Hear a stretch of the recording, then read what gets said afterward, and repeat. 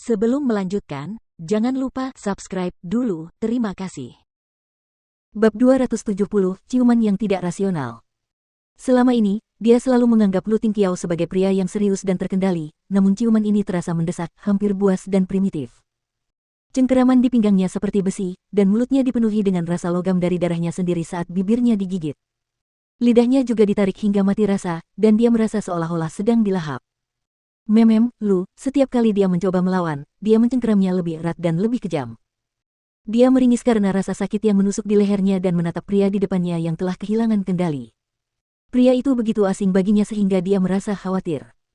Ningxi diam-diam melepaskan jepit rambut kayu dari kepalanya dan dengan cepat mengarahkan ujung yang tajam itu ke leher Lu Tingqiao saat dia lengah, memperingatkannya, "Lu Tingqiao, sebaiknya kau tenang atau..." Ciuman Lu Tingqiao berhenti di tulang selangkanya, tetapi hanya sesaat. Ia tampak seperti sedang memutuskan kemana harus melanjutkan, sebelum ia menemukan jalan ke bibirnya lagi, tanpa tanda-tanda akan berhenti. "Kamu," Ningxi merasa tidak berdaya.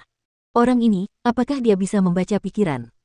Dia tahu bahwa dia tidak akan menyakiti sehelai pun rambutnya, dia tahu bahwa dia tidak akan sanggup melakukannya. Pikirannya melayang pada sebuah cerita yang pernah dibacanya, tentang kekasih seorang gadis yang dikutuk menjadi monster, namun gadis itu tidak tega meninggalkannya. Dia bahkan membiarkan pria itu memiliki darah dagingnya agar dia tidak menyakiti penduduk desa setempat dan terbunuh dalam prosesnya. Ketika dia selesai membaca cerita itu, dia pikir gadis itu benar-benar idiot. Tapi sekarang, dia telah menjadi idiot itu.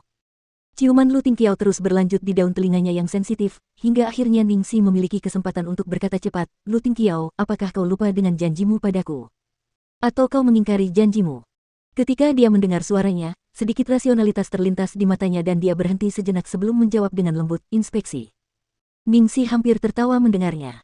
"Inspeksi? Siapa yang melakukan inspeksi sepertimu? Dengan kamu duduk di sana, siapa yang tidak akan terganggu dengan akting mereka?" "Profesionalisme," jawabnya monoton. "Apakah kamu mencoba mengatakan bahwa aku tidak profesional?" "Kamu, baiklah. Aku benar-benar tidak profesional hari ini, tetapi tidak akan ada waktu berikutnya. Selain itu, jika kamu di sini hanya untuk memeriksa, lalu apa yang sedang kamu lakukan sekarang?" tanya Ningxi. Lu Tingqiao memeluknya erat-erat, seakan sedang memeluk mainan kesayangannya yang baru saja direbutnya dari anak-anak lain, dan tidak mengatakan sepatah kata pun lagi.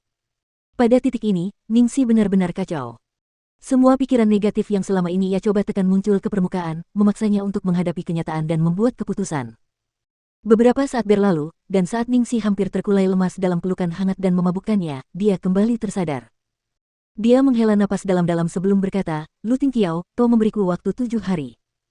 Baiklah, kau tidak perlu menunggu selama 7 hari, aku bisa menjawabmu sekarang."